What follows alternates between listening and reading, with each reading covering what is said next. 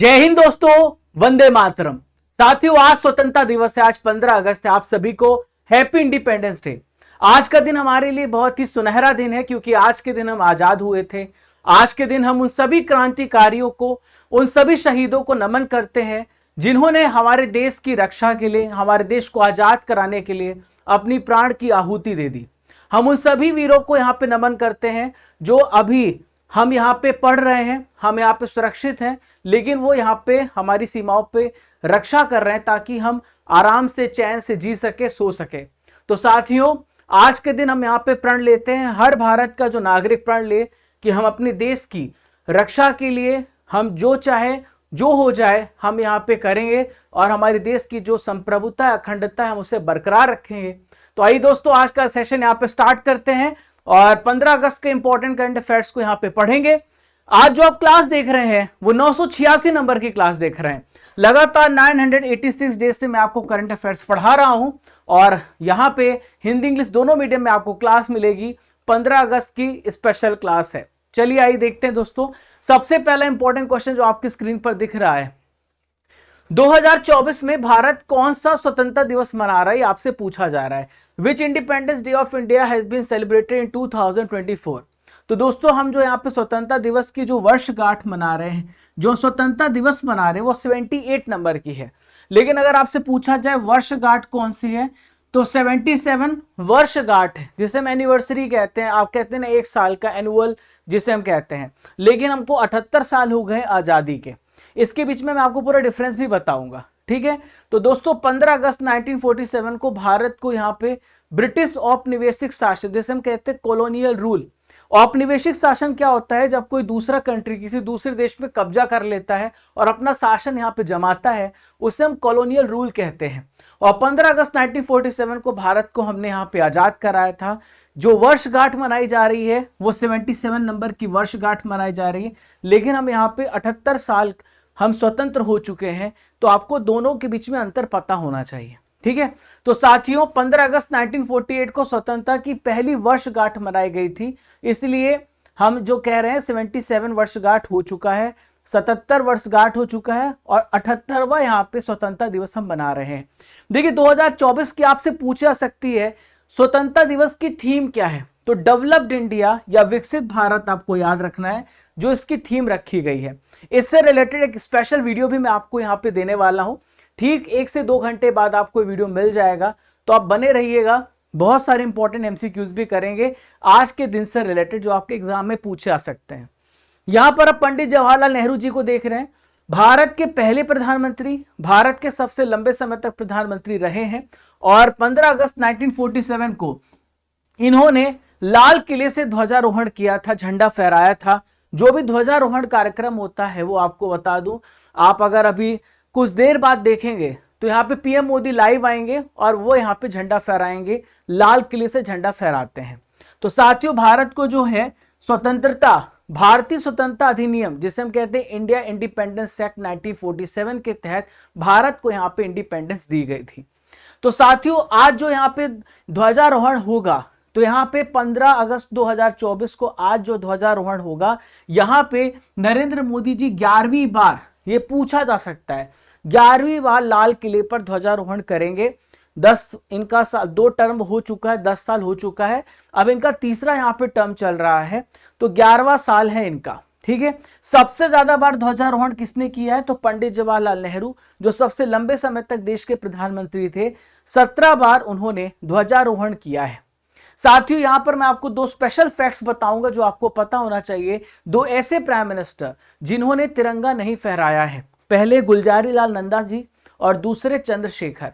तो ये कार्यवाहक यहाँ पे प्राइम मिनिस्टर थे, एक्टिंग यहाँ पे प्राइम मिनिस्टर थे, और चंद्रशेखर, इन दोनों को यहाँ पे झंडा फहराने का मौका नहीं मिला। ये ऐसे प्रधानमंत्री थे। आइए देखते दोस्तों, यहाँ पे दूसरे महत्वपूर्ण प्रश्न की तरफ बढ़ते। दूसरा क्वेश्चन आप सभी की स्क्रीन पर ये रहा, फ्लड वॉच इंडिया 2.0 एप्लीकेशन किस मंत्रालय ने लॉन्च किया है, ये आपसे पूछा जा रहा है। Which ministry has launched flood watch 2.0 application. तो दोस्तों, इस एप्लीकेशन को मिनिस्ट्री ऑफ यहाँ पे जल शक्ति मंत्रालय, वाटर जो मिनिस्ट्री है, इसने लॉन्च किया है। आप सभी को पता है कि अभी बारिश का मौसम है, अभी यहाँ पर बरसात का सीजन है, कितनी ज्यादा वर्षा हो रही चारों तरफ और अब बाढ़ के हालात कितने बढ़ चुके हैं। इवन राजस्थान, जहां पर आपने राजस्थान देखा जो इतना सूखा एरिया है, वहां पर इतनी ज्यादा बारिश हुई। असम, भारत के नॉर्थ स्टेट, साउथ स्टेट। तो साथियों, फ्लड वॉच एप्लीकेशन की मदद से हमें पहले से अनुमान लग सकता है कि यहाँ पे कितनी बारिश होने वाली, कितना बाढ़ आने वाला है। तो जल शक्ति मंत्रालय ने फ्लड वॉच इंडिया एप्लीकेशन 2.0 यहाँ पे लॉन्च किया है। हमारे जो केंद्रीय जल शक्ति मंत्री हैं वो हैं CR पाटिल साहब। इन्होंने इसका शुभारंभ किया है, इन्होंने इसकी लॉन्चिंग की है। तो देश में बाढ़ का पहले से पूर्वानुमान और यहाँ पे बाढ़ प्रबंधन प्रणाली को बेहतर बना सकते हैं। इस एप्लीकेशन की मदद से हमें 24 घंटे पहले ही जानकारी मिल जाएगी। अब दोस्तों, मैं आपको कुछ और भी इंपॉर्टेंट फैक्ट्स बता रहा हूं जो जल शक्ति मंत्रालय के द्वारा लॉन्च किए गए हैं। तो अभी कैच द रेन अभियान स्टार्ट किया गया है।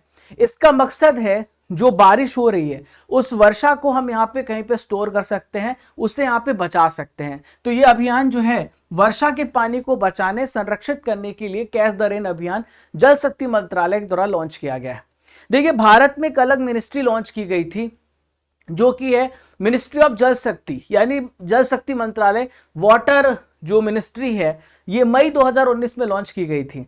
हम यहाँ पे 22 मार्च को हर साल वर्ल्ड वाटर डे मनाते हैं ताकि हम लोगों को यहाँ पे वाटर कंजर्व करने के लिए प्रेरित कर सके और इसके साथ साथ हम यहाँ पे स्वच्छ जल की दिशा में आगे बढ़े। अब दोस्तों, यहाँ पे बात एप्लीकेशन पोर्टल की आई है, तो मैं आपको परीक्षा संजीवनी में बहुत सारे एप्लीकेशन पोर्टल बताने वाला हूं जो आपके एग्जाम में पूछे जा सकते हैं। हाल ही में हाथी एप्लीकेशन को किस राज्य ने लॉन्च किया है, मेरे साथ आप सभी कमेंट बॉक्स में बताएंगे।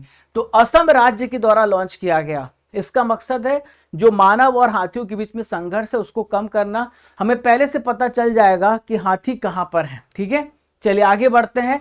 ई एविडेंस एप्लीकेशन राजस्थान सरकार ने इसे यहाँ पे लॉन्च किया, राजस्थान सरकार ने लॉन्च किया है। लोकपथ एप्लीकेशन किसने लॉन्च किया है, MP सरकार ने यहाँ पे लोकपथ एप्लीकेशन को लॉन्च किया है। ठीक है, वॉलेट एप्लीकेशन आप अपने जितने भी जो आप अपने क्रेडिट कार्ड है, डेबिट कार्ड है, डिजिटल रूप में आप स्टोर कर सकते हैं, गूगल ने लॉन्च किया है। किसने लॉन्च किया है, गूगल ने लॉन्च किया है। जो उपस्थिति एप्लीकेशन है इसे यहाँ पे झारखंड सरकार ने लॉन्च किया है ताकि जितने भी स्वास्थ्य कर्मचारी हैं वो अपनी अटेंडेंस यहाँ पे बताएं। बहुत सारे स्वास्थ्य कर्मचारी बदमाशी करते, टाइम से हॉस्पिटल नहीं पहुंचते हैं, क्लिनिक नहीं पहुंचते हैं। ई साक्ष्य न्याय सेतु, इसे यहाँ पे जो है किसने लॉन्च किया दोस्तों, तो यहाँ पे गृह मंत्रालय ने लॉन्च किया है। हमारी जो होम मिनिस्ट्री इसने लॉन्च किया है ताकि जो 3 नए कानून लागू किए गए हैं उसको प्रभावी रूप से ठीक तरीके से इंप्लीमेंट किया जा सके। संज्ञान एप्लीकेशन RPF ने लॉन्च किया है। जो 3 नए कानून यहाँ पे लॉन्च हुए हैं उसको यहाँ पे सही जानकारी मिल सके, RPF आपको यहाँ पे जानकारी देगा। आइए देखते हैं दोस्तों यहाँ पे तीसरा इंपॉर्टेंट क्वेश्चन जो आपकी स्क्रीन पर है। थर्ड क्वेश्चन आइए देखते हैं। हाल ही में किस राज्य सरकार ने मंदिरों, मठों और ट्रस्टों का पंजीकरण करना अनिवार्य कर दिया है। Which state government has made registration of temple, maths and trust mandatory. तो प्यारे दोस्तों, इसका राइट आंसर बिहार हो जाएगा। बिहार में यहाँ पे इसे अनिवार्य किया गया है। और क्यों किया गया है आपको पता, बहुत सारे मठ और ट्रस्ट लोग चला रहे हैं और इसका गलत फायदा उठा रहे हैं। आपने बहुत सारे केसेस पढ़े होंगे कि बहुत सारी ऐसी जगहें हैं जहां पर गलत काम हो रहे हैं। ठीक है, और मंदिरों को पैसा कमाने का जरिया बनाया गया है। बहुत सारे ऐसे गुंडे मवाली हैं जो साधु के रूप में इन मंदिरों का इस्तेमाल कर रहे हैं, ट्रस्ट को अपना जो ब्लैक से व्हाइट मनी बनाते हैं। तो इन सभी चीजों को देखते हुए यहाँ पे रजिस्ट्रेशन करना अनिवार्य कर दिया है। ये आप द हिंदू में इस न्यूज को देख सकते हैं। Bihar government mandates registration of temple, maths and trust. तो साथियों, बिहार सरकार ने मंदिरों, मठों और ट्रस्टों का रजिस्ट्रेशन यहां पे मैंडेटरी किया है। और ये रजिस्ट्रेशन कौन कर रहा है, तो बिहार में आपको BSBRT देखने को मिलेगा, जिसे हम कहते हैं बिहार राज्य धार्मिक न्यास बोर्ड। ये इसके द्वारा इसका पंजीकरण किया जाएगा। अभी वर्तमान में जो है यह लगभग 2500 ऐसे मंदिर हैं जो रजिस्टर्ड है, इनके पास रजिस्टर्ड है। लेकिन बहुत सारे ऐसे मंदिर हैं, लगभग 2500 ऐसे मंदिर हैं और यहाँ पे मठ हैं जो रजिस्टर्ड नहीं किए गए हैं, वो अपंजीकृत हैं। तो उनको यहाँ पे नोटिस दी जाएगी। और यहाँ पे बिहार में अगर आप रहते होंगे तो वैशाली के बारे में जानते हैं, तो वैशाली में सबसे ज्यादा जो मंदिर हैं वो है अनाधिकृत हैं, अपंजीकृत हैं, 438 इसकी संख्या है। अब दोस्तों बात यहाँ पे बिहार की आई, तो बिहार से रिलेटेड करंट अफेयर्स को डिस्कस करते हैं। यहाँ पे नीतीश बाबू को आप देख सकते हैं, बिहार के यहाँ पे सीएम है, 9वीं बार सीएम बने हैं और इनकी पार्टी का नाम जो है वो है जेडीयू, जनता दल यूनाइटेड। तो बगवा जो शहर है यहाँ पे बिहार में, इससे अभी राजस्व जिला बनाया जाएगा, ऐसी घोषणा यहाँ पे सीएम जी ने की है 2025 में। दोस्तों बिहार में 2 नए रामसर साइट इंक्लूड किए गए हैं, नागी और नकटी। अब भारत में टोटल रामसर साइट की संख्या 82 हो चुकी है। रामसर स्थल वो स्थल होते हैं जिसे हम आर्द्र भूमि कहते हैं, जहां पर बहुत सारे स्पीसीज का संरक्षण भी होता है और वो सपोर्ट सिस्टम, दलदली भूमि, दलदली हिस्सा, पॉन्ड्स, लेक, उन सबको हम रामसर साइट कहते हैं। यहां पर मेरे पीछे आप देख सकते हैं बापू टावर, देश का सबसे पहला तांबे से बना बापू टावर पटना में है, जहां पर आपको महात्मा गांधी जी के बारे में पूरा जीवन का परिचय देखने को मिलेगा। बिहार के जो नए सेक्रेटरी हैं दोस्तों ब्रजेश मेहरोत्रा हैं, ये अभी बनाए गए हैं। प्यारे दोस्तों आज स्वतंत्रता दिवस है, तो स्वतंत्रता दिवस पर स्पेशल वीडियो आने वाला है, 8 या 9 बजे अभी आपको मिल जाएगा, तो आप सभी वेट करना। जितने भी स्टूडेंट्स हैं मैं सबको जानकारी देना चाहता हूं कि इंडिपेंडेंस डे का स्पेशल वीडियो देखिएगा, बहुत सारे क्वेश्चन यहां से पूछे जाएंगे। 8 या 9 बजे आपको नोटिफिकेशन मिल जाएगा, आप उसका वेट करिएगा। आइए देखते हैं दोस्तों क्वेश्चन नंबर 4 आप सभी के स्क्रीन पर। लॉन्ग रेंज ग्लाइड बम जिसे हम गौरव कहते हैं, इसका सफल परीक्षण हाल ही में किसने किया है? Who has conducted the first successful test of long range glide bomb गौरव।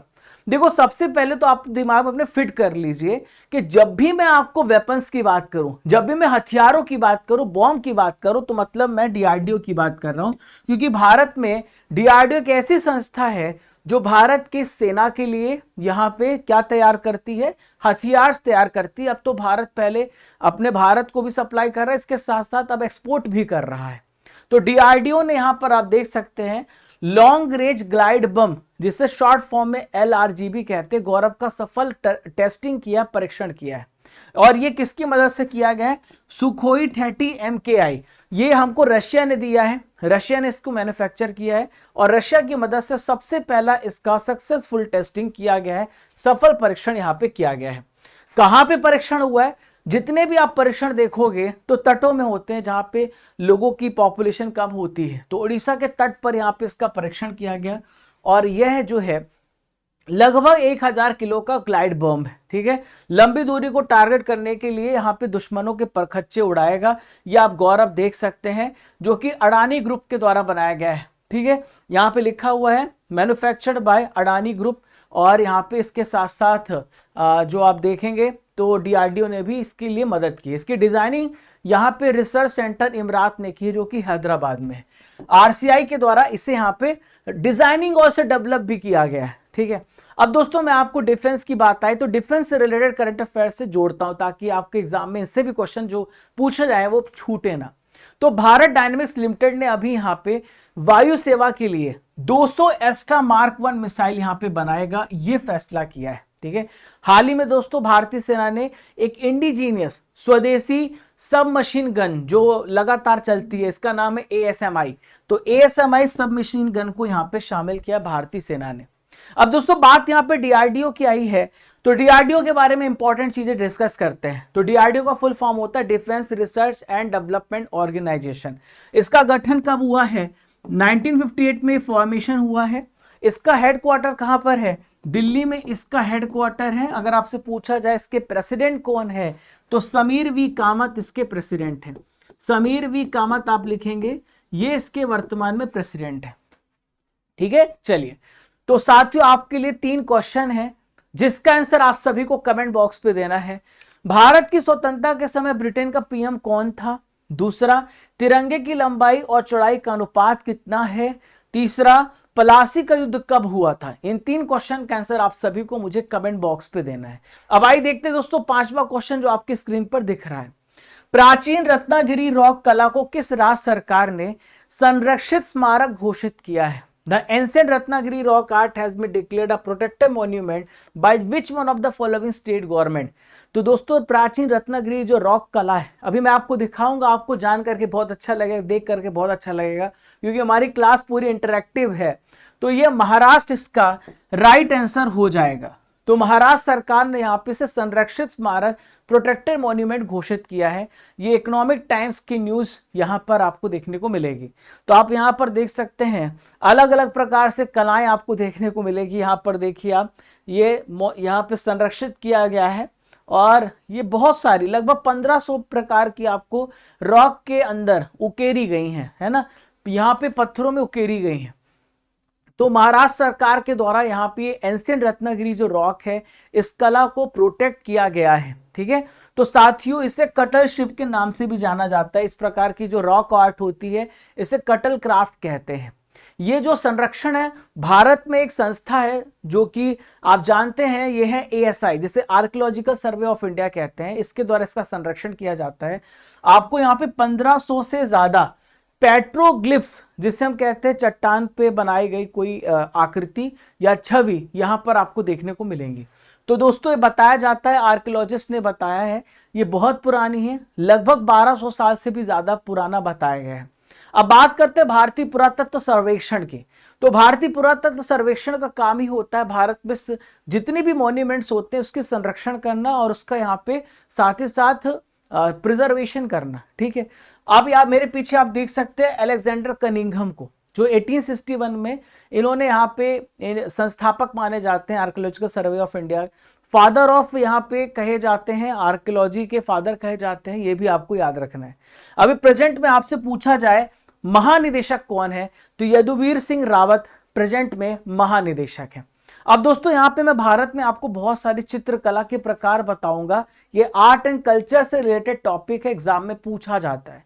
मेरे पीछे आप मिथिला क्षेत्र में मधुबानी पेंटिंग जो की जाती है, तो आप यहाँ पे राधा कृष्ण को देख सकते हैं। तो मधुबानी पेंटिंग जो है बिहार के मिथिला क्षेत्र में होती है। अगर आपसे पूछा जाए कि वर्ली चित्रकला कहां पर देखने को मिलेगी, तो वर्ली जो है महाराष्ट्र के ठाणे में, नासिक में देखने को मिलेगी। फिर है यहाँ पे बंगाल पैठ या फिर काली घाट पेंटिंग कलकत्ता में, फड़ चित्रकला राजस्थान में, जो कलमकारी होती है वो आंध्र प्रदेश में, और पूरे भारत में आपको बहुत सारी मिनिएचर पेंटिंग लघु चित्रकला देखने को मिलेगी। गोंड चित्रकला आपको मध्य प्रदेश में स्पेशली देखने को मिलेगा, केरल भित्ति चित्र केरल में, पट चित्र उड़ीसा में, और पिछवाई तरह का जो चित्रकला राजस्थान में आपको देखने को मिलेगा। साथियों मैं आपको यहाँ पे स्टडी कर एप्लीकेशन के बारे में थोड़ी जानकारी दे दूं, ताकि आपको स्टडी कर एप्लीकेशन के बारे में पता चल सके। जो नए स्टूडेंट आज हमारे साथ जुड़ रहे हैं, यहाँ पर आप जो क्लास पढ़ रहे हो, ठीक आधे घंटे बाद आपको यहाँ पे इसकी कंप्लीट PDF मिल जाएगी। इसके अलावा साथियों आप ई-बुक सेक्शन में जाएंगे, जहां पर आपको monthly current affairs Hindi English medium में टॉपिक वाइज यहाँ पे 8 महीने की ई बुक आपको यही मिलेगी, ईयरली हाफ ईयरली में। GK GS की पॉलिटी साइंस हिस्ट्री सारी बुक आपको हिंदी मीडियम इंग्लिश मीडियम में मिल जाएगी। ये जनवरी से अगस्त तक 8 महीने की 500 MCQ के साथ हमने करंट अफेयर्स लॉन्च किया है। आप यहाँ पे पढ़ सकते हैं। आप यहाँ पे जब टेस्ट सीरीज में जाओगे ना, तो टेस्ट सीरीज में आप डेली टेस्ट देते हो, जहाँ पे रैंकिंग आपको पता चलती है। आप मंथली करंट अफेयर्स का भी टेस्ट दे सकते हो, मॉक टेस्ट दे सकते हो। अब यहाँ पर हमारे पास रैंकिंग है आज के टेस्ट यानी 14 अगस्त के जो रिजल्ट है। VK दुबे टॉपर है, पांडव सेकंड है, हरीश थर्ड है, शाबानाज फोर्थ है, महेश्वर फिफ्थ है, Bharat Parihar sixth, Rekha seventh, Himanshu 8th 9th Krishna और 10th है आनंद पांडे। कांग्रेचुलेशन। ये 3000 प्लस टेस्ट का आपका यहाँ पे वैलिडिटी 1 ईयर है, जहां पर आप टेस्ट पास में टेस्ट दे सकते हो। ये आपके लिए टेस्ट है साथियों। और एक बात और मैं आपको बता दूं कि हमारी स्टैटिक GK बुक लॉन्च हो चुकी है, जो कि Hindi medium English medium Bharat के सभी प्रतियोगी परीक्षाओं के लिए। इसमें पूरा कंप्लीट आपको यहाँ पे बहुत सारी चीजें जो अपडेटेड हैं वो सारी चीजें आपको मिलेगी। हिस्ट्री, ज्योग्राफी और आपका साइंस, सारी चीजों का कॉम्बिनेशन है। प्रिंटेड फॉर्मेट में आप इसे मंगवा सकते हैं अपने घर में। लिंक डिस्क्रिप्शन बॉक्स में दी है, हिंदी इंग्लिश दोनों मीडियम में है। आप हमारी वेबसाइट से ऑर्डर कर सकते हैं। आइए देखते हैं दोस्तों क्वेश्चन नंबर 6 आप सभी की स्क्रीन पर रहा। 6वां प्रश्न, इंद्राणी पुल का उद्घाटन किस राज्य में किया गया है? Indrani bridge has been inaugurated in which one of the following state? तो दोस्तों इंद्राणी ब्रिज की हम बात कर रहे हैं, ठीक है। तो इंद्राणी ब्रिज जो है सिक्किम स्टेट में इसका इनॉग्रेशन किया गया। सिक्किम इसका सही आंसर हो जाएगा। तो मेरे पीछे आप इंद्राणी पुल देख सकते हैं। तो यहाँ पे जो सिक्किम के वापस से सीएम बने प्रेम सिंह तमांग, इनकी पार्टी का नाम है एसकेएम, सिक्किम क्रांतिकारी मोर्चा। इन्होंने यहाँ पे इसका उद्घाटन किया है। और ये जो नदी है यहाँ पर आपको दिख रही है, ये तीस्ता नदी है, ठीक है। तो यहाँ पे जो ऊंचाई है 300 फीट आपको ऊंचाई देखने को मिलेगी। तो इसे किसने बनाया है? तो बीआरओ ने बनाया, बॉर्डर रोड ऑर्गेनाइजेशन ने बनाया है। अक्टूबर 2023 में बहुत तेजी से बाढ़ आई थी, जिसकी वजह से ये जो पुल था पूरी तरीके से बेकार हो गया था, क्षतिग्रस्त हो गया था। वापस से बीआरओ ने इसको तुरंत जल्द ही बना दिया। तो ये 7 मई 1960 को बीआरओ की स्थापना हुई है, जिसका हेडक्वार्टर दोस्तों न्यू दिल्ली में है। और इसके जो वर्तमान डायरेक्टर जनरल हैं वो है रघु श्रीनिवासन जी। इनका काम क्या होता है? बाउंड्रीज, जितनी भी हमारी सीमाएं होती है उसमें रोड्स का डेवलपमेंट करना, पुलों का निर्माण करना, जितनी भी सीमावर्ती क्षेत्र है, ताकि हमारी जो सेना है वो आराम से हमारे लिए यहाँ पे जो रक्षा करने के लिए सीमाओं पे खड़ी है वो ठीक तरीके से जा सके, आ सके और हम अपने दुश्मनों को भी उड़ा सके। दोस्तों आज की नॉलेज की फैक्ट्री में हम विश्व के प्रमुख मरुस्थलों के बारे में पढ़ेंगे, डेजर्ट्स के बारे में पढ़ेंगे, जो आपसे डेजर्ट से रिलेटेड प्रश्न पूछे जाते हैं। अंटार्कटिका मरुस्थल अंटार्कटिका में है। वैसे तो आपको लगता होगा कि अंटार्कटिका तो बर्फ से ढका हुआ है, पर ये पूरी बात सच नहीं है, अंटार्कटिका में भी डेजर्ट है। सहारा रेगिस्तान ये उत्तरी अफ्रीका में है। गोबी मरुस्थल ये मंगोलिया में, एशिया का सबसे बड़ा डेजर्ट है। पेटागोनिया मरुस्थल अर्जेंटीना और चिली में है। थार तो आपको पता है, थार जो है भारत में, पाकिस्तान में है। कालाहारी कहाँ पे है? साउथ अफ्रीका, नमीबिया में है। चिहुआ हुआन अमेरिका, मेक्सिको में है। ऑस्ट्रेलिया में आपको गिब्सन डेजर्ट देखने को मिलेगा और एटाकामा चिली में देखने को मिलेगा। आइए देखते हैं दोस्तों 7 क्वेश्चन जो आपके स्क्रीन पर दिख रहा है। फूमियो किशिदा किस देश के प्राइम मिनिस्टर हैं जिन्होंने सितंबर 2024 में पद मुक्त होने की घोषणा करी है? अभी वर्तमान में ये जापान के प्रधानमंत्री हैं। इन्होंने कहा है कि मैं जल्द ही अपने पद से मुक्त हो जाऊंगा और यहाँ पे इसकी घोषणा करी सितंबर में। ये यहाँ पे जो है इन्होंने फैसला किया है कि सितंबर में चुनाव नहीं लड़ेंगे और ये रिटायर होना चाहते हैं। दोबारा चुनाव ना लड़ने को लेकर के इन्होंने अभी हाल ही में निर्णय लिया है। इनकी पार्टी का नाम है लिबरल डेमोक्रेटिक पार्टी। पहली बार जब पीएम बने थे 2021 में ये प्राइम मिनिस्टर बने थे। अब अगर जापान की लोकेशन देखें आप, तो जापान आप यहां पर देख सकते हैं, जापान की कैपिटल टोक्यो है। और जापान ने हाल ही में कुछ नए इंपॉर्टेंट नए तरह के नोट यहां पे पेश किए हैं जो कि होलोग्राफिक टेक्निक से इस्तेमाल किए गए। उसमें आप होलोग्राफिक तकनीक में आपने देखा होगा कि जो भी चीज लिखी होती है वो 3D की तरह हमारी आंखों में भी आती है, उभर के आती है। तो यहाँ पे नए बैंक नोट को यहाँ पे रिलीज किया है। एक फ्रीडम एस नाम का अभ्यास है जो 3 देशों के बीच में हुआ। यहाँ पे दक्षिण कोरिया, अमेरिका और जापान, अभी हाल ही में अभ्यास हुआ है। आइए देखते हैं दोस्तों क्वेश्चन नंबर 8 आप सभी के स्क्रीन पर ये रहा। 8वां प्रश्न आइए देखते हैं, ठीक है। तो संदीप पौंड्रिक ने किस मंत्रालय के सचिव के रूप में पदभार को ग्रहण किया है? Sandeep Poundrik has taken over as the secretary of which ministry? तो दोस्तों इस्पात मंत्रालय, मिनिस्ट्री ऑफ स्टील इसका राइट आंसर हो जाएगा। तो इस्पात मंत्रालय के नए सचिव बने संदीप पौंड्रिक। तो मेरे पीछे आप संदीप पौंड्रिक को देख सकते हैं जो इस्पात मंत्रालय के सेक्रेटरी हैं। 1993 बैच के आईएएस ऑफिसर है संदीप पौंड्रिक। इसके अलावा दोस्तों यहां पर अभी वर्तमान में जो भारत की नेशनल डिजास्टर मैनेजमेंट अथॉरिटी है, एनडीए में 2005 में ये अथॉरिटी बनाई गई थी और फिर 2006 में एनडीआरएफ की स्थापना हुई एनडीए में एक्ट के तहत। तो इसके भी ये सलाहकार और पेट्रोलियम प्राकृतिक गैस मंत्रालय में इनको ज्वाइंट सेक्रेटरी बनाया गया था।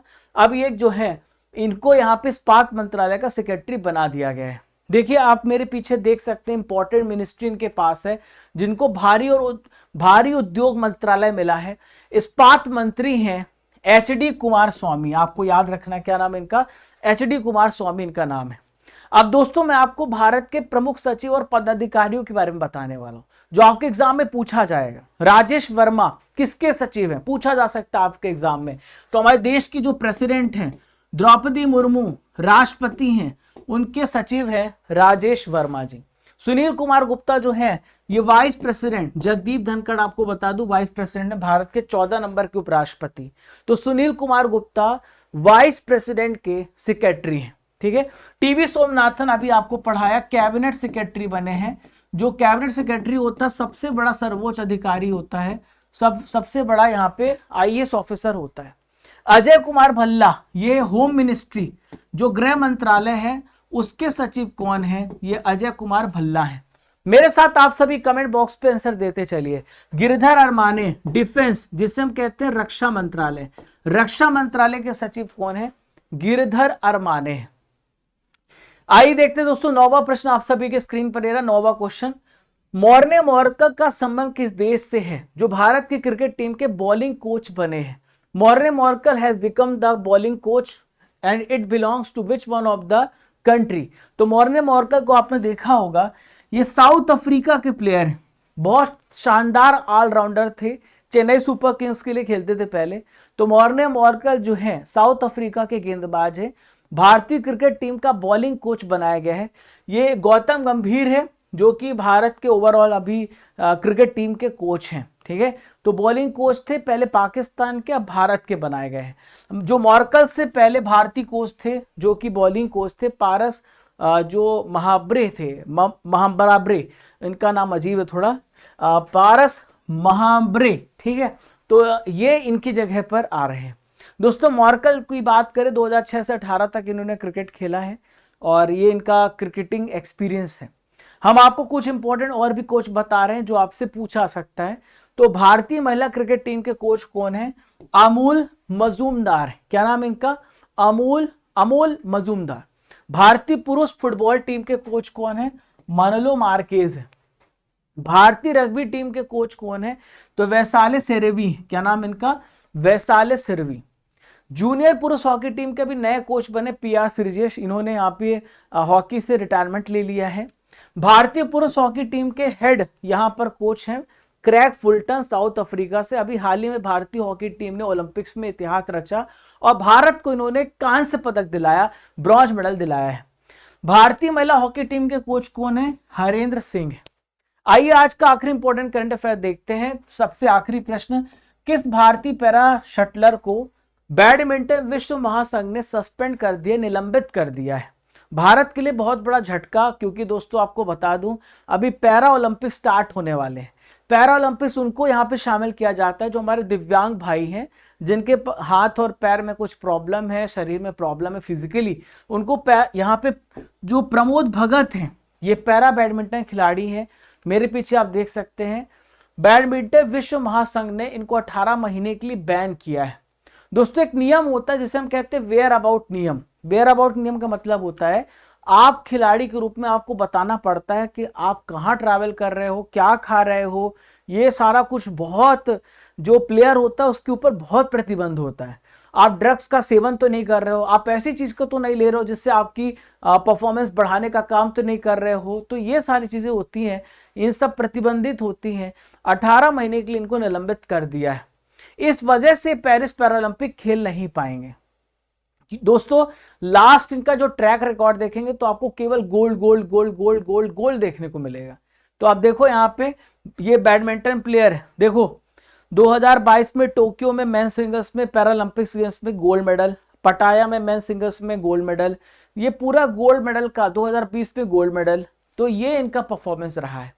तो साथियों 10 महत्वपूर्ण करंट अफेयर्स खत्म करने के बाद आप सभी को पता है कहां पे पहुंच चुके हैं। यह है triple R session. Triple R session में क्या करते हैं आपको पता है। ट्रिपल आर सेशन में हम यहाँ पे पुराने महीनों के करंट अफेयर्स का रिवीजन करते हैं। अब जुलाई महीने का करंट अफेयर्स का रिवीजन करेंगे। मेरे साथ कमेंट बॉक्स पे आप सभी आंसर देते चलिएगा। एपीसीएनएफ कार्यक्रम किस राज्य से रिलेटेड है जिसे गुलबेकिन पुरस्कार 2024 प्राप्त हुआ है? तो ये आंध्र प्रदेश राज्य से रिलेटेड, जिसे अभी ये अवार्ड मिला है। किस देश में भारतीय मूल के डॉक्टर के नाम पे सड़क का नाम रखा गया है? तो दोस्तों यूएई वो जगह है जहां पर भारतीय मूल के डॉक्टर के नाम पे सड़क का नाम रखा गया है। 16वीं बार कोपा अमेरिका कप किस देश ने जीता है? तो कोपा अमेरिका कप यहां पे अर्जेंटीना ने जीता है। पहला विश्व ऑडियो विजुअल मनोरंजन शिखर सम्मेलन भारत के किस राज्य में आयोजित किया जाएगा? तो दोस्तों ये गोवा में आयोजित किया जाएगा। खर्ची पूजा त्योहार किस राज्य में मनाया गया? तो खर्ची पूजा त्योहार त्रिपुरा राज्य में मनाया गया। पॉल कगामे किस देश के चौथी बार राष्ट्रपति बने हैं? तो पॉल कगामे रवांडा के चौथी बार प्रेसिडेंट बने हैं। महामारी तैयारी नवाचार गठबंधन सेपी ने एशिया में पहली प्री क्लिनिकल नेटवर्क सुविधा का उद्घाटन कहां पर किया है? तो हरियाणा में फरीदाबाद में इसका उद्घाटन हुआ है। भारत ने फिलिस्तीनी शरणार्थियों की मदद के लिए कितनी राशि यूएनआरडब्ल्यूए को दी है? तो $5 मिलियन यहां पे राशि प्रदान की है। सीएसआईआर की डायरेक्टर जनरल नल्ला थंबी कलाई सेल्वी का कार्यकाल कितना बढ़ाया गया है? तो इनका कार्यकाल 2 साल के लिए बढ़ा दिया गया है। दोस्तों यहां पे 13 अगस्त जो कल आपने करंट अफेयर्स पढ़े थे, 14 अगस्त यहां पे होना चाहिए, 14 अगस्त 13 में स्प्रिंट है, तो 14 अगस्त के कल के करंट अफेयर्स का रिवीजन करेंगे जो आप सभी ने कल पढ़ा था। आइए देखते हैं, मेरे साथ आप सभी कमेंट बॉक्स पे आंसर देते रहिएगा। मित्र शक्ति सैन्य अभ्यास का 10वां संस्करण कहां पर आयोजित किया जा रहा है? तो ये कहां पे हो रहा है? श्रीलंका में हो रहा है। हाल ही में किस पौधे को IUCN रेड लिस्ट में शामिल किया गया है? तो नीलकुरंजी, जो 12 साल में खिलता है एक बार फ्लावर। पहली बार वैश्विक महिला कबड्डी लीग का आयोजन किस राज्य में किया जाएगा? तो हरियाणा में यह किया जाएगा। सांख्यिकी एवं कार्यक्रम मंत्रालय रिपोर्ट के अनुसार भारत की जनसंख्या 2036 में कितनी हो जाएगी? तो 152.2 करोड़ हो जाएगी। दुनिया का सबसे पुराना कैलेंडर किस देश पे खोजा गया है? तो सबसे पुराना कैलेंडर तुर्की में खोजा गया। हाल ही में पार्डो अल्लाह कैरियरा अवार्ड किसे प्रदान किया गया है? तो यह अवार्ड शाहरुख खान को मिला है। जुलाई 2024 का प्लेयर ऑफ द मंथ गस एडकिंसन को चुना गया। इनका संबंध किस देश से है? तो इंग्लैंड के प्लेयर है जिनको प्लेयर ऑफ द मंथ मिला है। मिस टीन ग्लोबल 2025 में भारत को कौन रिप्रेजेंट करेगा? तो ये मृण्मयी डे यहाँ पे भारत को रिप्रेजेंट करने वाली है। विभाजन विभीषिका स्मृति दिवस कब मनाया गया? तो कल 14 अगस्त थी, 14 अगस्त को मनाया गया। और 14 अगस्त को यहाँ पे दोस्तों मैं आपको बता दूं पाकिस्तान अपने स्वतंत्रता दिवस भी मनाता है। साथियों ल्यूसेंट जीके में आज हम यहाँ पे इतिहास के, प्राचीन इतिहास के प्रश्नों को डिस्कस करेंगे जो CGL CHSL में आए हुए हैं, ठीक है, SSC में आए हुए हैं। भारत जन के नाम पर इंडिया का नाम भारत रखा गया। निम्नलिखित में किस वेद में इस जन का सर्वप्रथम उल्लेख मिलता है? ये जन शब्द का उल्लेख कहाँ मिलता है? तो जन शब्द आपको ऋग्वेद में देखने को मिलेगा। कहां पर? ऋग्वेद में। इनमें से किस वेद में दशराज युद्ध, 10 राजाओं के युद्ध का उल्लेख है? तो 10 राज युद्ध का उल्लेख आपको ऋग्वेद में देखने को मिलेगा। ये CGL में आया हुआ प्रश्न है, पिछले साल आया है। 21/7/2023 शिफ्ट 4th का प्रश्न है, पिछले साल आया है। आर्यों का मुख्य सामाजिक इकाई क्या थी? आर्यों की जो मुख्य सामाजिक इकाई थी पूछा जा रहा है, ये क्या थी? ठीक है, परिषद थी, गण था, राजन था, जन था। तो दोस्तों ये क्या था? जन था। ठीक है, जन। इनमें से कौन सा वेद संगीत से रिलेटेड जो गाया जा सकता है? तो संगीत से रिलेटेड जो वेद है तो ये साम वेद है। कौन सा वेद है? साम वेद। SSC MTS में पूछा गया, शिफ्ट 2 का प्रश्न है। ऋग्वेद कितनी पुस्तकों मंडलों में विभाजित है? तो ऋग्वेद को दोस्तों 10 मंडलों में विभाजित किया गया, 10 भागों में। SSC GD का प्रश्न है, शिफ्ट 3 का प्रश्न है। दोस्तों अब 15 अगस्त का मैं आपका टेस्ट लेने वाला हूं, आप सभी टेस्ट के लिए तैयार हो जाइए। अब देखता हूं 10 में से आप कितना स्कोर कर पाते हैं। पहला प्रश्न आपके स्क्रीन पर है, भारतीय क्रिकेट टीम के मुख्य कोच कौन है? गौतम गंभीर है मुख्य टीम के कोच। हाथी एप्लीकेशन किस राज्य में लॉन्च किया गया? तो असम राज्य में हाथी एप्लीकेशन को लॉन्च किया गया। वॉलेट एप्लीकेशन को किसने लॉन्च किया है? तो वॉलेट एप्लीकेशन को गूगल ने यहां पे लॉन्च किया है। विश्व जल दिवस कब मनाया जाता है? तो विश्व जल दिवस 22 मार्च को मनाया जाता है। DRDO की स्थापना कब हुई दोस्तों? तो DRDO की स्थापना 1958 में हुई है। भारतीय पुरातत्व सर्वेक्षण की स्थापना कब हुई है? तो आर्कियोलॉजिकल सर्वे ऑफ इंडिया की स्थापना 1861 में हुई है।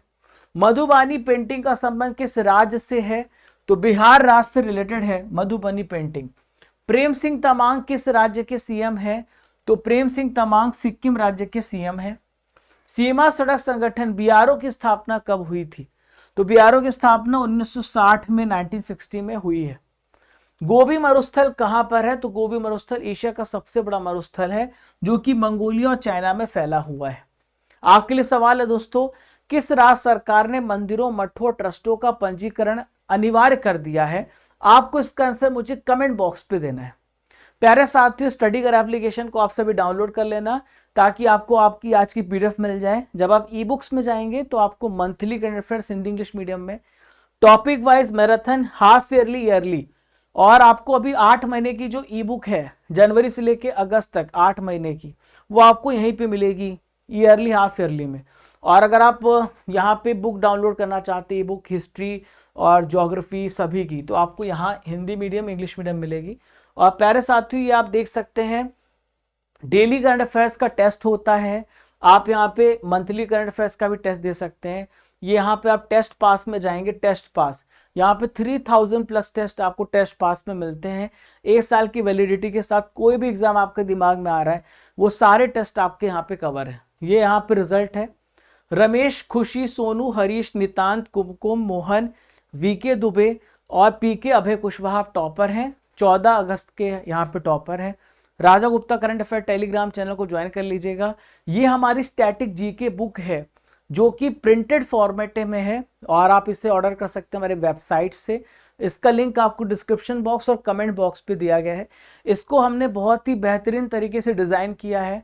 सारा जीके है इसमें, यहाँ पे पॉलिटी भी है, ज्योग्राफी भी है और आपकी हिस्ट्री भी है, इकोनॉमिक्स है, मिसलेनियस है और सब कुछ कवर है, हिंदी इंग्लिश दोनों मीडियम में। आप इसे ऑर्डर कर सकते हैं हमारी वेबसाइट से, जो कि डिस्क्रिप्शन बॉक्स और कमेंट बॉक्स पे पिन की गई है, वहां से। तो प्यारे दोस्तों, चलने का समय हो गया है।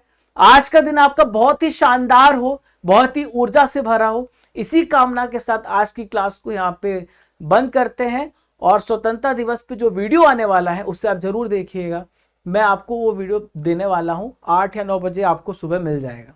तो मिलते दोस्तों, जय हिंद, जय भारत। खुश रहिए, मुस्कुराते रहिए। जब तक तोड़ेंगे नहीं तब तक छोड़ेंगे नहीं। जय हिंद, जय भारत।